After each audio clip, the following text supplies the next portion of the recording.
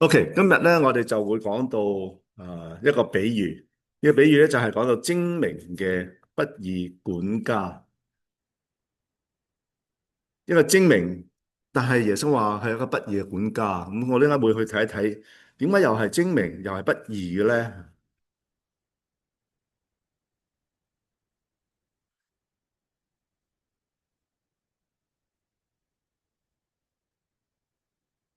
咁首先我哋睇一睇精明精明咩意思咧？精明同狡猾有啲咩定義咧？咁睇下你哋有啲咩嘢嘅一齊去分享下，咩叫做精明啊？能幹啊，仲有咧？識計數，識計數，仲有啲咩嘢係得人情世故，識啦？點樣去處理嗰啲啊？吓，仲有冇啲咩嘢嘅對於精明，佢方法好叻，方法好叻，有啲叻唔精明啊吓。Hello，Alice，Wilson。咁所以精明裏面嘅時候咧，精明同聰明有冇咩分別咧？精明醒啲吓，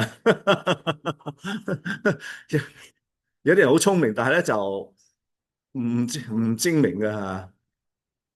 有啲好識即係喺知識上面咧好認識嘅，係，但係佢唔識去點樣去處，即係喺處世裏面咧唔識點樣去應付吓。咁精明咧，咁可以講到話頭腦靈活啦，即係煮得好快啊吓。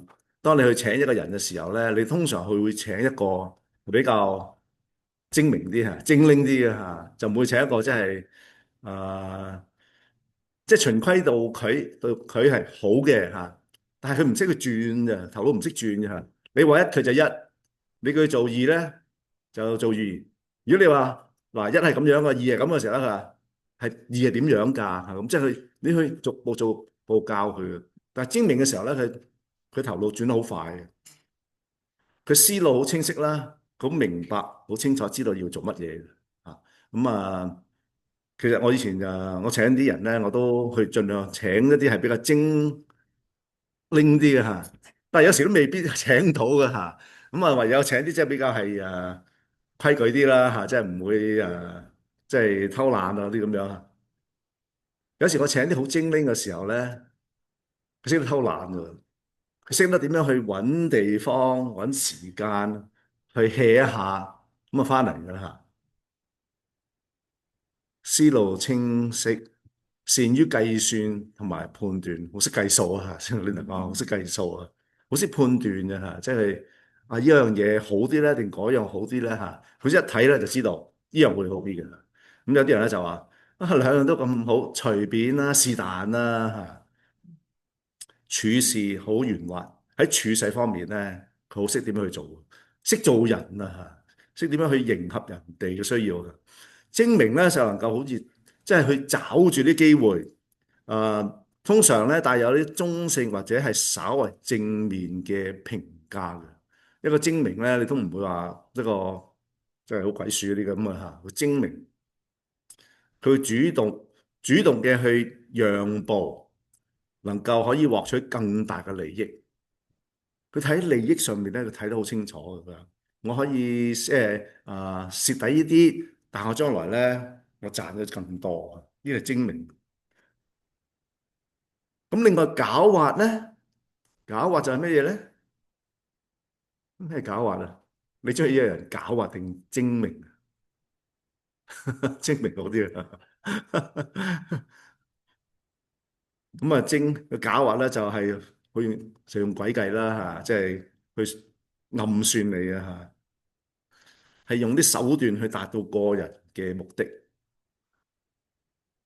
嗰時咧係涉及一啲嘅欺騙或者唔誠實嘅偷呃拐騙啊嗰啲狡猾啊，係一個好明顯嘅係個貶詞嚟嘅，即係去將一個人貶低佢嘅，唔係話讚佢啊。冇理由話哇喺Florence 你好狡猾喎，即係咁講嘅時候，你話你搞錯啊狡猾，但係話你好精明嘅時候咧，咁啊真係覺得好開心啊嚇！咁所以精明同狡猾咧兩樣嘢咧，一聽嘅時候咧就知道一樣係好嘅，一樣唔好嘅。狡猾嘅人咧，時時為咗自己嘅利益啦，好難令到人去信任你嘅嚇。精明同埋狡猾嘅區別咧，唔係在於佢係咪聰唔聰明，或者佢嘅智力有幾多，而係在喺道德嘅層面上面咧，精明嘅人係善於計算，但係唔一定係損人利己嘅。佢係為自己，但係佢唔會話因為咁嘅緣故為自己就去損害你嘅。但係狡猾咧就相反咯喎，純粹為咗自己好，不擇手段要去做到令到自己有益嘅。精明嘅人咧，讓人哋可以覺得可以同佢合作嘅，值得信賴嘅。比如頭先我話我請人嘅時候咧，我唔會去請一個狡猾嘅人。如果狡猾嘅人嘅時候咧，搞到我嚇。但係我請咧係請精明嘅人士咧，精明嘅人佢不單止係佢自己有利益啦，佢亦都幫到我嚇。我唔需要即係用好多時間去幫佢。我話一咧話頭醒尾嘅，已經識做噶啦嚇。所以呢啲狡猾嘅人咧，俾人咧有一個嘅成一個防備嘅心理啊！你唔敢去埋佢，唔敢同佢親近嘅，你唔會話中意同一個狡猾嘅人一齊喺度啊！所以精明嘅同埋狡猾咧，定義係即係好清楚啦嚇。咁今日經文裏面嘅時候係睇到路加福音第16章嘅第1節至到13節。咁其實個比喻咧就唔係好長嘅啫嚇，係幾句嘅啫。但係喺裏面嘅時候咧，其實我都睇到耶穌佢想同我哋講啲咩嘢。咁耶穌喺15章曾經講過有3個失而復得嘅比喻。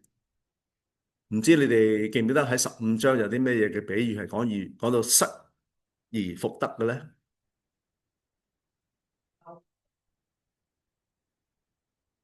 咩比喻啊，Linda？浪子嘅比喻啦，係啦，浪子嘅比喻啦，我哋好熟悉。Hello，Angela。誒，唔緊要啊，浪子嘅比喻啦，即係呢個浪子曾經離開咗，後尾翻去屋企裏面嚇。第二個咧有冇啊？失羊嘅比喻嚇，即係一個人100隻羊唔見咗一隻，佢咧就抌低嗰99，走出去揾咗翻嚟咧，擔住翻嚟咧喺度慶祝啊，同好多人慶祝啊。咁第三個比喻咧就係失錢嘅比喻啊，嚇，一個人咧就跌咗錢啦嚇，咁啊由周圍揾到一個銅錢嚇，咁翻嚟又係要同人哋一齊嘅去分享開心。咁當耶穌係講呢啲比喻嘅時候咧，佢係有好多嘅所謂嘅稅吏啦，同埋呢啲叫罪人啦。咁耶穌好多時咧係同埋一班嘅稅吏同埋罪人嘅，喺聖經裏面將呢班人咧係籠先講到話罪人。因為佢哋係俾當時啲猶太人，特別係啲法利賽人咧，係鄙視嘅，即係話呢班人咧，稅吏咧就係幫羅馬政府做工嘅，咁所以咧佢哋成日我哋嘅，所以我哋係唔會去尊重佢哋，係鄙視佢哋嘅。咁另外有啲咧就好似啲妓女好多即係佢哋覺得係喺罪裡面嘅人咧，呢班人咧時時同耶穌一齊，耶穌係向佢哋講道。咁當時門徒亦都喺當中裏面啦，因為門徒跟住耶穌噶嘛。咁耶穌講嗰3個目標係要回應到嗰班嘅法利賽人同埋一班嘅文士對佢哋嘅議論啊。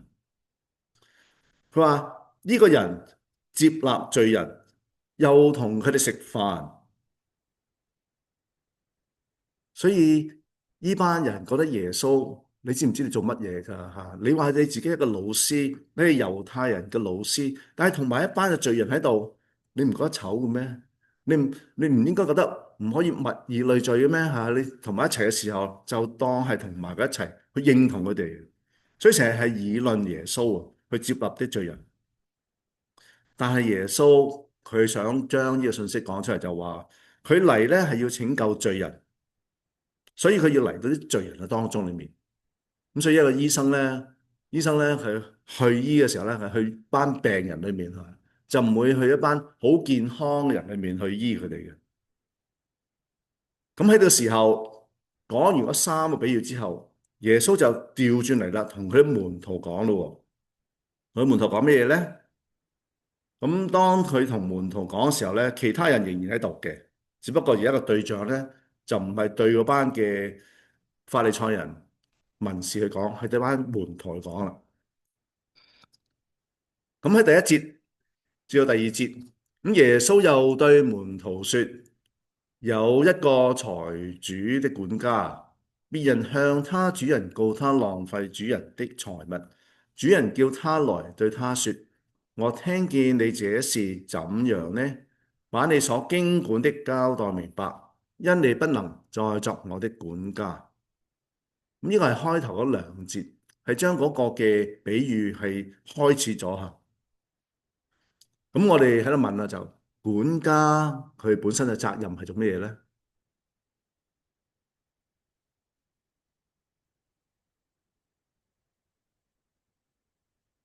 去掌管、去管理主人所有嘅嘢，包括佢嘅工人、財物嚇、牧師，好似個牧師咁嘛。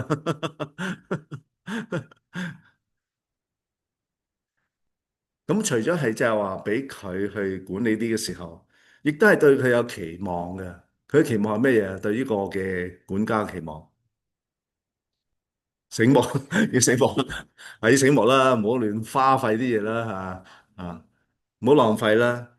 但係喺個比喻裏面，耶穌點話呢個嘅管家係佢做啲咩事啊？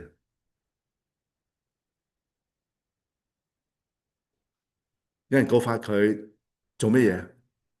浪費嚇。頭先我哋話管家應該係好忠心嘅，好好妥妥當當幫佢主人嚟管理啲嘢，唔好浪費。但係呢度耶穌話呢個財主嘅管家咧，有人去佢主人告佢啊，督佢，督佢話：喂，你呢個管家浪費主人嘅財物喎。所以佢做錯一樣嘢，就係佢冇忠心，佢浪費咗主人嘅嘢，浪費咗主人嘅財物。咁呢個主人知道咗之後，佢個反應係點樣咧？炒魷魚，炒魷魚。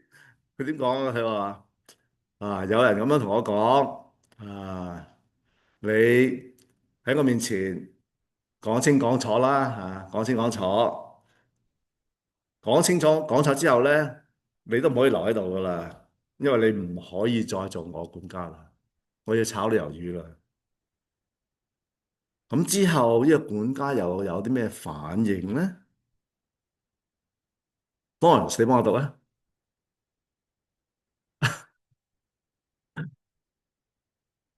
管家心裏盤算，主人要辭退我了，我怎麼辦呢？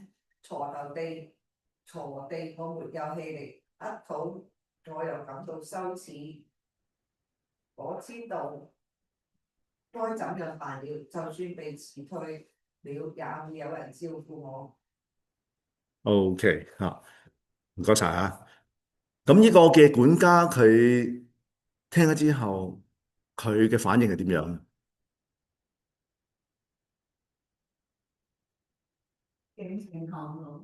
驚啊，穩定後路啦嚇，穩定後路啦嚇。我哋應該會睇下佢點樣去穩定後路啊。咁一個管家，我相信呢個管家咧係總管嚟嘅，即係總管咧就話除咗個主人之外咧，其他嘢全部管晒。頭先佢話係管佢啲財物啦，又管佢啲工人啦好似牧師咁啊，係管晒嘅。平時咧就係只有佢叫人去做嘢，就唔會人哋叫佢做嘢。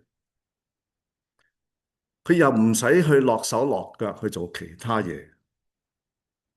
更加唔好講話做啲粗重嘢啦嚇，叫佢擔米擔油唔得㗎嚇，因為有工人幫佢做啊嘛。但係而家俾老闆炒魷魚喎，點算咧嚇？佢開始諗計啦嚇，要開始去計劃將來點樣嚇，穩定後着。同埋佢知道即係俾人炒魷魚咧，喺出面啲人咧都會知道嘅。人哋啲嘅主人咧，你諗下會唔會請翻佢咧？應該唔會嘅嚇。佢唔可以話誒東家唔打就咪打西家啦，唔會㗎嚇。因為佢個名已經係喺出面臭咗啦嚇，人哋知道啦。咁所以佢話諗到，哇以後生活點算咧嚇？一定揾唔到咁高薪厚職嘅工嘅，又咁舒服添咩？淨係手指指就過一日嚇。而佢自己話，而家我去鋤地咧冇力喎嚇，咁佢都食幾孱下或者係乞飯咧怕醜好收家喎嚇。以前係一個大總管，而家喺街乞飯啊嚇，好失禮嘅喎。所以咧，佢就係諗計啦。失業之後咧，以後都唔需要愁。咁佢諗咗啲咩條妙計咧？Linda，你幫我睇下佢咩妙計？日大一個一個叫來，問頭一個說：你欠我主人多少？他說100流油。流油嚇。管家說：拿你的帳快坐下寫50。又問一個說：你欠多少？他說150。不是。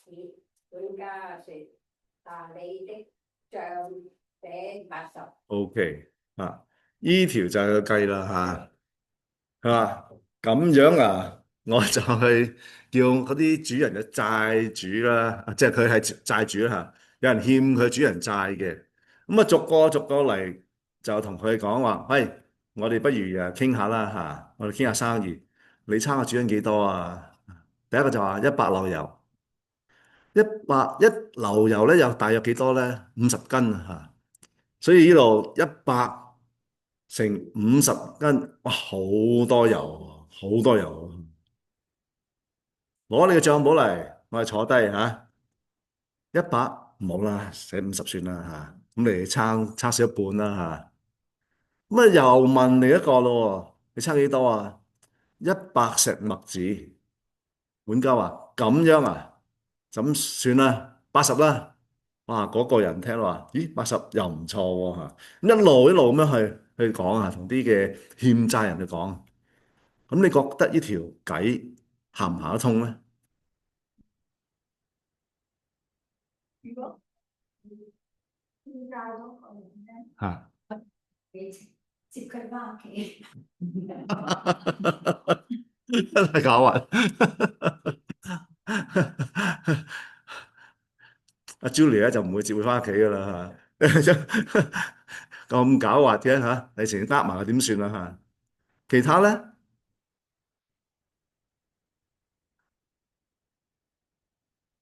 佢唔誠實咯。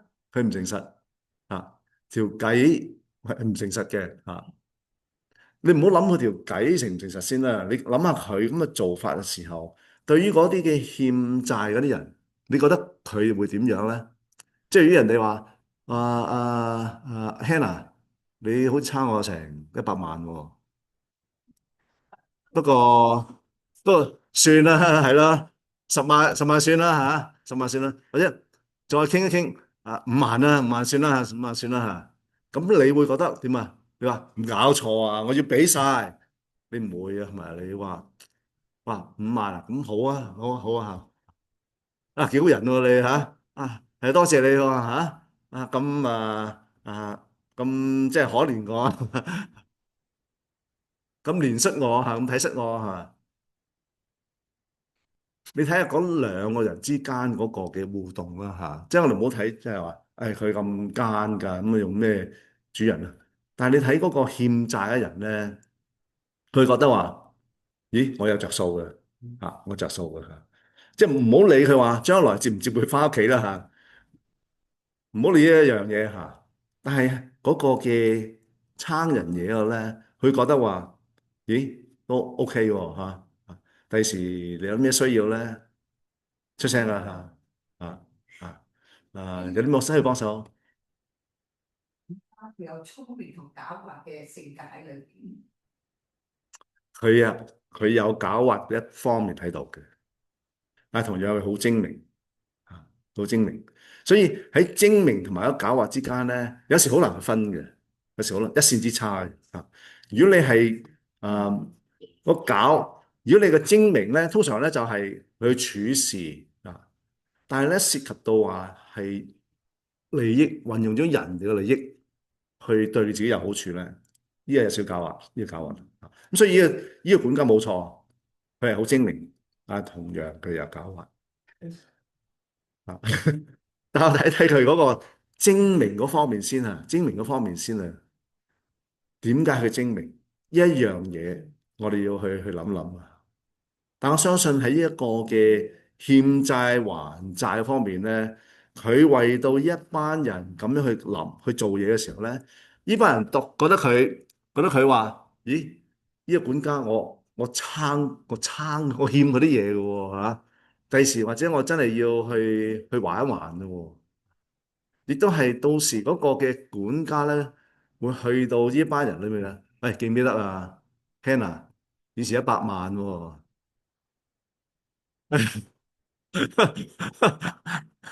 你慳咗95萬喎，咁你最少俾個地方我，即係瞓一晚啦咁你都話打下冇問題，瞓一晚啫嘛95萬換你一晚，值得咁所以佢精明係一樣嘢。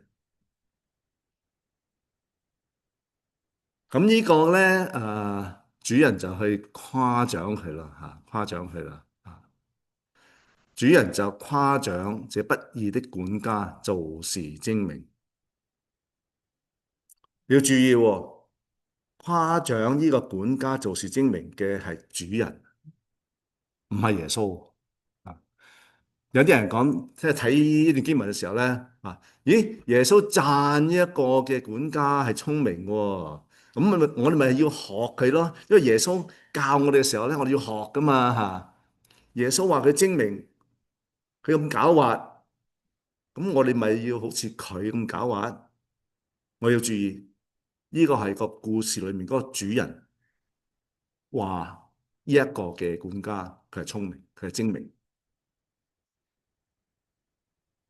但係而家呢一個管家係因為幫呢個主人係倒緊米嘅喎，但係個主人仍然話：咦，好精明喎好叻喎，叻仔喎個主人仲去稱讚佢嘅，點解咧？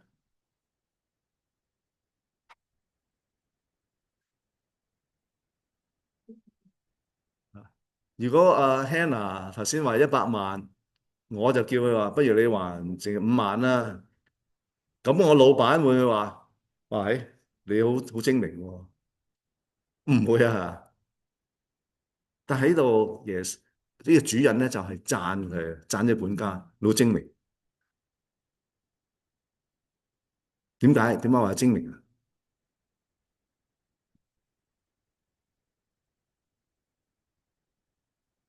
羅明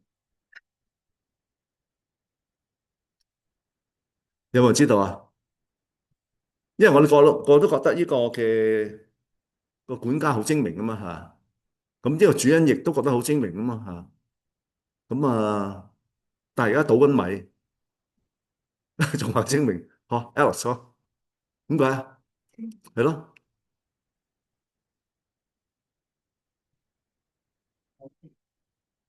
係喺倒底行係搞掂啦，係佢係好演唔使，因為佢人好醒嘅，好醒。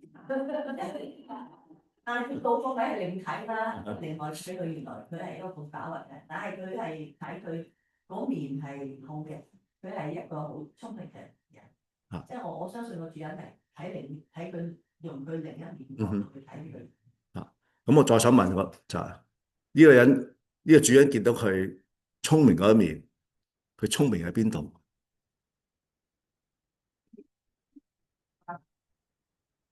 主人知道倒米啦，主人一開始就話：我聽到啲咁嘅事，你係咩浪費咗我啲財物嘅？咁亦都係佢去計數嗰時，佢都知道㗎啦，已經嚇。佢即為自己後路，佢為自己計劃，佢有遠見啊！佢有遠見啊！佢睇得遠，想得遠，佢可以運用自己手上面嘅所有嚇，無論係咩嘢都好，為自己去打算將來嘅用處。個主人讚佢就係讚佢依樣，識得為自己打算。咁呢個比喻咧就講到呢度係完噶啦，咁我哋可以走噶啦嚇。但唔係喎嚇，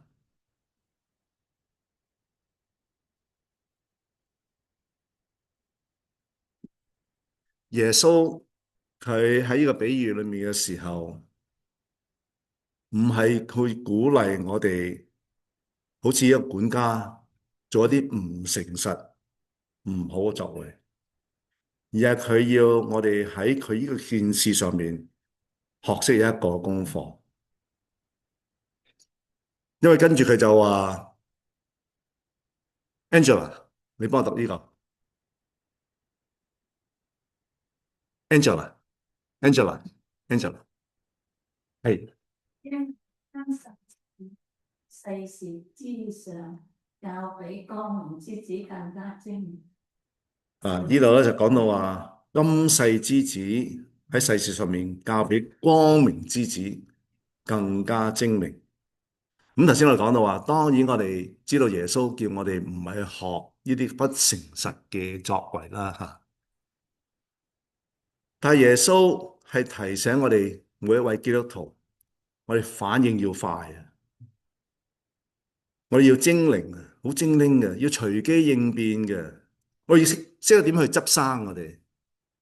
有時有啲人話基督徒咧，基督徒好蠢嘅，基督徒咧就人哋話乜你就信乜嘢嚇，人哋話做乜你就做乜嘢嚇，我哋唔識諗啊嚇。但係耶穌話我哋要做一個好精靈嘅基督徒。耶穌亦都喺聖經裏面講到話，我哋要去靈巧像蛇啊！我要我轉數要轉好快嘅啊！我哋唔好淨係即係坐喺度乜都唔做啊嚇！我要有行動嘅。咁耶穌喺度咧就做一個嘅今世之子嚇，你睇到紅色嗰度嚇，今世之子同埋光明之子嘅比較。佢話光明之子冇今世之子咁精明，咩意思咧？咁今世之子係咩嘢？光明之子係咩嘢咧？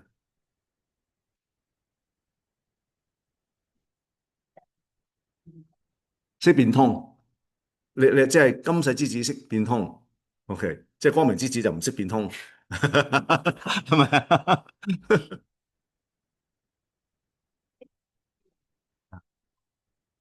有少少歪路喺度嚇，今世之子有少少歪路嘅嚇，識變通，不過咧就有少少歪路嘅嚇。而光明之子咧，朱玲，我兒嗯之子咧，只認神，嗯，即係話我哋呢班人咧，比耶穌更加精明，係咪啊？唔係啊嚇，唔係啊，嗯啊哈，啲比世人，嗯OK 啊。啊嗌咁多，佢要做應該要做嘅嘢啊 Hannah 應 Sons of this world 今世之子吓，光明之子咧就係 the son of the lights，sons of light ，Sons of Light Sons SONS SONS 今世之子係冇錯啊。係有時咧，你淨係睇一個翻譯咧，有時真係唔明，所以我都鼓勵咧你去睇唔同嘅翻譯新譯本和合本或者英文英文有 ESV 有 King James 有即係好多唔同嘅，中意睇唔同嘅唔同版本，但係就唔好睇咗其他啲經嗰啲就小心但係聖經嘅翻譯版本，你可以其實去睇好多唔同。有時我都係，我要睇翻英文，有時睇翻去希伯來文，或者係喺嗰個嘅希臘文裏邊，佢講啲咩嘢，好好Julia，因為我哋都係要好清楚知道聖經裏面實際講咩嘢。咁咩叫今世之子？咩叫光明之子咧？今世之子咧就講到現今世代裏面嘅人，即係一般嘅世人。特別係講到一啲唔認識耶穌嘅人喺聖經裏面講到話今世嘅時候咧，係多數講到係一啲嘅一班罪人，唔認識神嘅人。而光明之子咧，就係講到喺裏面有耶穌基督嘅光嘅人所以我哋就係光明之子啊！如果喺罪裏面嘅時候咧，我就喺黑暗裏面喺黑暗變咗黑暗之子所以今世之子或者同黑暗之子咧，可以講埋一齊一樣喺以弗所書嘅第5章第8節咧，講到話：從前你們是暗昧的，但如今在主裏面是光明的。當我認識咗耶穌之後咧，耶穌個光照我哋嘅時候，我就成為光明之子。耶穌就係世上嘅光。而當我相信你嘅時候，佢嘅光亦都係進入我哋裏面。同樣，我哋嘅光咧唔係隱藏裏面嘅。耶穌嘅光入咗我哋裏面嘅時候，我同樣係將呢個光係放射出去。所以你好多時聽到牧師講話，你要為耶穌發光。記唔記得今年嘅主題係咩嘢？為主發光興起為主發光。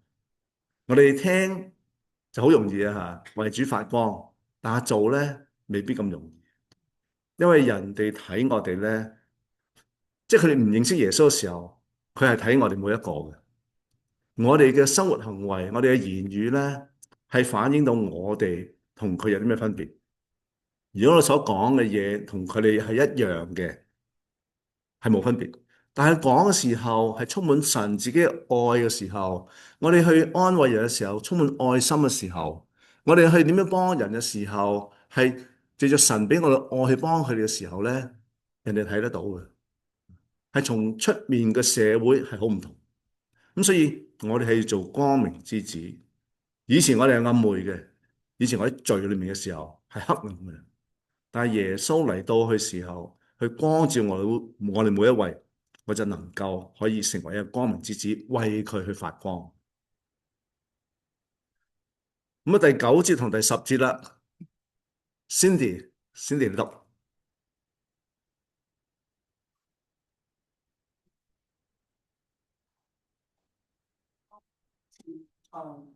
結交朋友，到了錢財無用的時候，他們可以藉你們到永存的帳戶裏去。人在最小的事上終生，在大事上也終生，在小事的事上發現，在大事上也發現。OK，thank you。有時都幾讀嘅時候都幾咩拗口呢度講到話不義的錢財，咩意思呢？咩叫不義的錢財咧？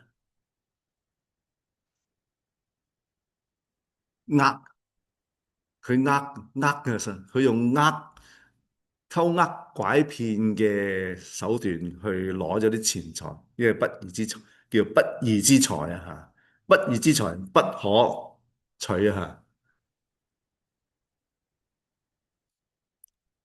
呢度係咪咁嘅意思咧？其實呢個啱嘅嚇，但係呢度咧係咪係耶穌係咪講呢一樣咧？係咪話因為佢攞咗不擇手段嘅錢財攞翻嚟，所以呢個叫不義之財咧？有可能係啊，但我相信咧呢度唔係淨係指呢一個不擇手段得翻嚟嘅錢財，錢財本身咧係冇罪嘅。即係如果你去翻工出咗糧，你唔會話哇呢啲嗱喳錢嚟嘅，我唔要啊！我俾翻老闆嚇，我哋唔會嘅嚇，因為始終係我哋正當嘅手段去攞翻嚟。但係其實耶穌話呢一啲錢咧，都係可能係不義嘅。點解咧？因為有時啲錢咧係會腐化我哋。一個人多錢嘅時候咧，就會開始去諗好多唔同嘅方法，點樣去使用佢。有啲人咧冇錢咧有犯罪，有啲人有錢咧就犯更大嘅罪，係咪啊？有時睇啲香港嘅片集咧，哇喺啲億萬富翁咧，仲貪販毒啊、軍火啊、即係好多啲係唔合法嘅嘢咧，佢都做晒嚇。佢本來係一個好正當嘅商人，慢慢開始財富多嘅時候，佢想更多，所以咧就令到佢話：我有啲咩方法可以令到我可以更多財富？正當嘅方法咧就唔會發得咁犀利噶啦嚇，但係用啲偏門嘅時候咧，我就可以好發得好犀利，發過我發高啊嚇！錢財本身係冇罪嘅，但係財富係會腐化同影響。導致到啲人做啲不義嘅事情，所以話呢啲錢財本來唔不義嘅，但係因為喺世界上面係已經被污染咗啊，所以成為一啲不義嘅錢財。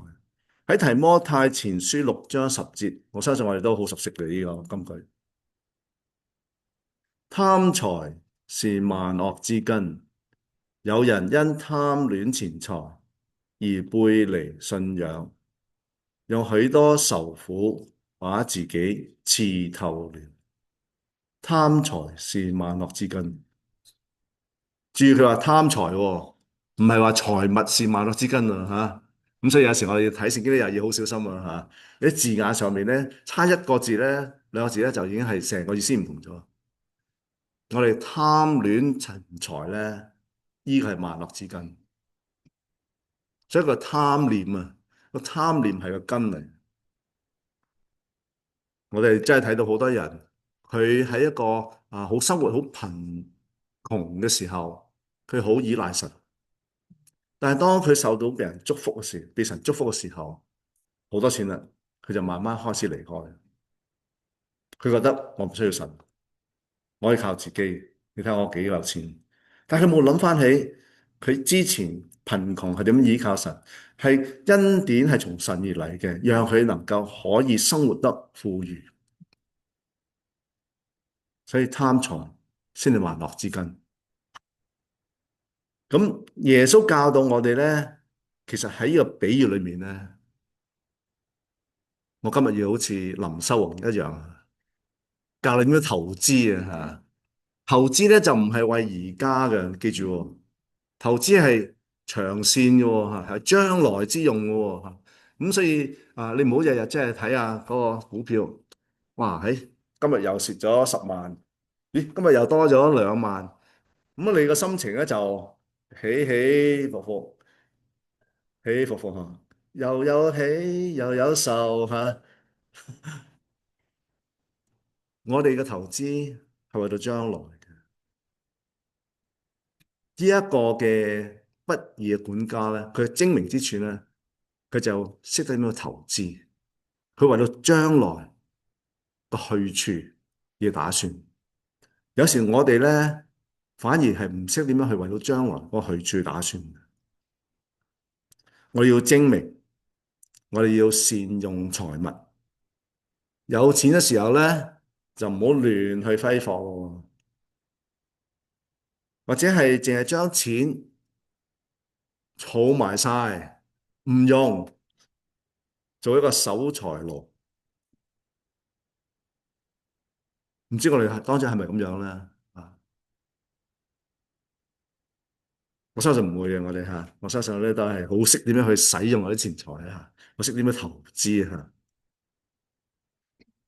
我哋咧應該去為主嘅緣故，為神嘅緣故，時時嘅係供給俾有需要嘅人，無論我周圍嘅人、社會上面唔同需要，或者教會裏面嘅需要，我哋有冇真係願意嘅投資喺一啲嘅事上面？我哋要同人哋去共享神俾我哋嗰種嘅恩典，即係當我哋去共享嘅時候咧，我共享咧，其實就係去結交朋友嚟嘅。如果我成日同阿 Eva 講話，你又想問我先，唔要啊，去食飯你自己俾好啦，我唔好，我俾你嘅吓。即係我相信咁樣嘅時候咧，不單止朋友冇得做，親家都冇得做啊，係咪啊？即係咁守住，其實我哋唔應該咁樣啊！我哋應該係大方啲嘅嚇。依餐我嘅，下一餐又係我嘅，餐餐都係我嘅嚇嚇，聽住啦。耶穌教導我哋真係要去用，識點樣去用我哋嘅資源啊，去幫助人哋，去結交呢啲朋友。好似聖經講話，我哋要去積財喺邊度啊？喺天上。耶穌好多時叫我哋要去思念上面嘅事嘅，就唔係成日掛住喺地上面嘅事。我哋投資喺天上面。林修榮都叫我哋去投資喺上面啊。同時咧，今世嘅財富咧，只不過暫時嘅，可能今日擁有好多，但係聽日好快就冇咗。喺金融風暴裏面嘅時候，有啲人一晚咧，曾經係百萬富翁，一晚過後之後咧，就傾家蕩產，冇晒，乜都冇晒。所以呢啲好暫時嘅。當我哋有嘅時候，我就要識點樣去用，我哋要去善用我嘅錢財，我哋擴展神嘅國度，我哋用永恆嘅眼光去投資。佢話我哋要着眼喺呢個永存嘅帳幕，永存嘅帳幕。咁11、12咧講到話，人喺最小嘅事上面咧，呢個總結耶穌俾佢哋總結吓。人喺最小嘅事上面忠心咧，喺大事上面咧亦都忠心。喺最小嘅事上不義嘅時候咧，喺大事亦都不義。倘若你哋喺不義嘅錢財上唔忠心，邊個會將嗰啲真實嘅錢財託付你哋咧？倘若你哋喺別人嘅東西上面唔忠心，邊個仲會將你自己嘅東西俾你哋咧？啊，好多嘅字喺度啊！咁我試下再將佢簡化少少吓。最小事上面嘅忠心，大事上面咧亦都會忠心。通常我哋將我睇我啲以前嗰啲員工嘅時候咧，我睇佢做嘢嘅時候，我睇佢係最少嘅事上面。如果喺做好細嘅事上面，我叫佢做嘅時候，佢做得好妥當嘅時候咧，我好放心係將啲大一啲嘅事俾佢。如果開始即刻俾大事嘅時候咧，我相信佢應付唔到。嗰時神亦都係將一少少嘅事俾我哋，讓我哋去鍛煉，去鍛煉我哋有冇一個忠心喺度，慢慢去將更大嘅事係俾我哋。如果喺細嘅事上面不義嘅時候咧，大事上面咧亦都不義啊！有啲貪小便宜嘅時候咧，開始咧少少便宜咧貪下，開始咧就係攞一兩支筆，一兩支鉛筆刨，跟住咧就攞嗰個嘅大嘅鉛筆刨啊，電動嘅鉛筆刨啊，跟住咧就可能或者成個 filing cabinet 咧攞翻屋企啦。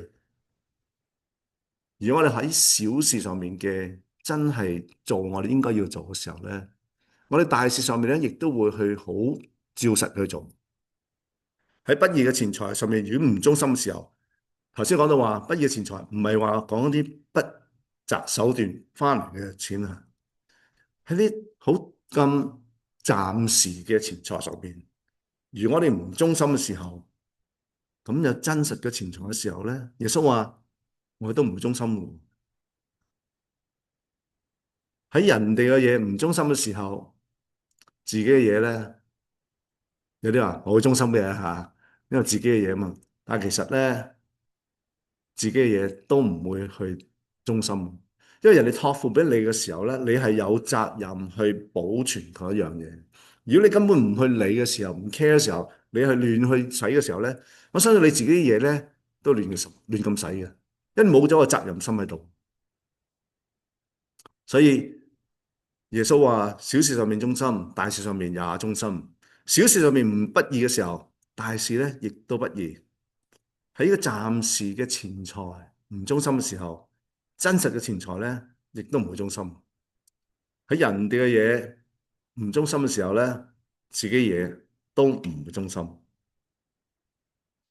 最後就話一個僕人咧唔可以去侍奉兩個主，唔係惡這個愛嗰個，即係話唔中意嗰個就愛嗰個，就係重這個輕那個。你們不能又侍奉神，又侍奉馬門。馬門就係金錢，金錢意思，即係我哋唔可以腳踏兩個船。一腳踏兩個船嘅時候咧，就兩頭就唔到岸，我就跌落海㗎啦。我哋唔可以話我好愛神，好忠心侍奉神，但係同樣咧，我哋又好愛我啲金錢，我守住我啲錢財。神係好愛你啊，就話你要十一奉獻，唔得11%啦嘛，同神講價。即係我哋細個時候咧，亦都係多謝我哋之前個導師啦嚇，好細已經係教導我哋話，你哋要喺奉獻上面要忠心，無論你嘅入息係幾多都好，你都要1/10去奉獻。咁有啲人曾經都問啊，1/10係納稅之前咧，納稅之後咧？咁其實我哋應該係話我哋納稅之前，因為呢個係神俾我哋噶嘛嚇，咁所以1/10。就算你係得3蚊一個月，你每月都要俾3毫子，係咪3毫子啊？3毫子嚇，奉獻1/10嚇。咁所以你哋係要侍奉，要忠心。我哋唔可以話愛神，又去攬住晒我哋啲財物，或者攬住我哋神俾我哋嘅恩賜，我哋唔係去侍奉。咁啊，總結啦，總結管家嘅職責同埋責任。我哋每個人咧都係上帝所託付資源嘅管家。今日我所擁有嘅，唔好千祈話係我嘅，完全係上帝俾我哋。雖然你係真真正正喺出面去做工去賺翻嚟嘅，但係要諗下，上帝係將力量、將份工係俾你，讓你能夠去收入。所以呢啲係上帝託付我哋嘅。我哋總有一日咧，要為到點樣去使用呢啲嘅資源，向上帝交賬。喺永恆嘅帳幕裏面嘅時候，我哋要同上帝交賬。呢啲資源咧，包括我哋時間、我哋嘅才幹、我哋金錢，同埋我哋嘅影響力。我哋做一個母親嘅時候，做一個父親嘅時候，我點樣去影響我哋仔女？做一個祖父母，我點樣影響我啲孫？呢個係我嘅影響力。我要去忠心去盡責，我要善用世上面嘅資源。耶穌稱讚呢位管家嘅精明咧，唔係唔誠實啦嚇。要提醒信徒咧係要有智慧，我識得點樣去有目的嘅去運用世上面嘅財富嚟服侍上帝。呢啲世上面嘅財富就係耶穌講嘅不義嘅錢財啊！呢啲係世上面嘅財富，我用佢嚟點樣去服侍上帝？特別我哋係睇到將來呢個永恆個角度，世上嘅資源咧應該係攞嚟為自己享用，唔係，係要去建立關係，去推動同埋擴展上帝嘅國度，而唔係淨係為咗自己嗰個利益喺度。我哋喺小事上面要忠心，小事上面忠心，顯示你已經係準備好被託付更大。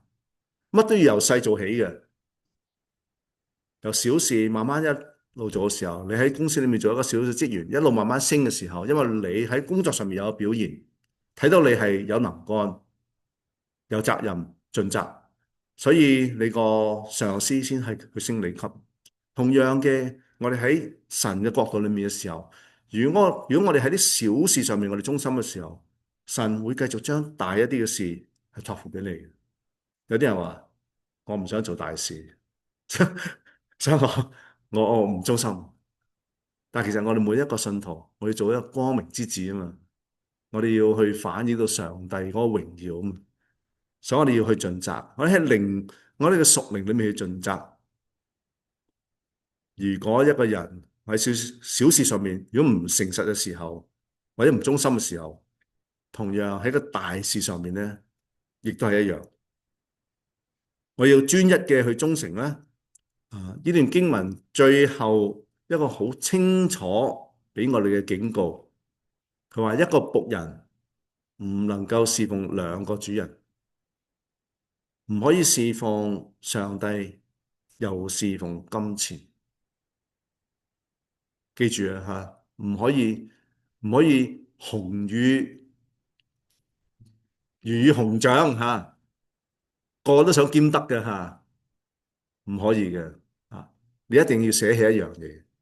如果你話你係去愛上帝嘅時候，你侍奉上帝嘅時候，你一定要去放棄金錢，你唔好愛金錢。我需要金錢，但係金錢唔係俾我哋去愛。我哋嘅忠誠係必須歸於喺上帝裏面，而唔係啲財富上面。